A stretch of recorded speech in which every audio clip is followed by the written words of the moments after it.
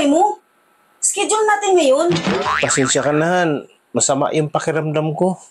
Wala akong ganang kumain. Pwede bang bilhan mo ko doon ng pampagana? Sige yan, lalabas muna ako. Bibili muna ako ng gamot mo. A few moments later. Ano? Ito na gamot mo. Inumin mo na. Ano tong gamot na binili mo? Robust. Bakit yan ang binili mo? Pampagana ng kain dapat. Yan na nga yan. Double purpose na nga yung binili ko. Extreme yan. Bira. Paano naging double purpose yan?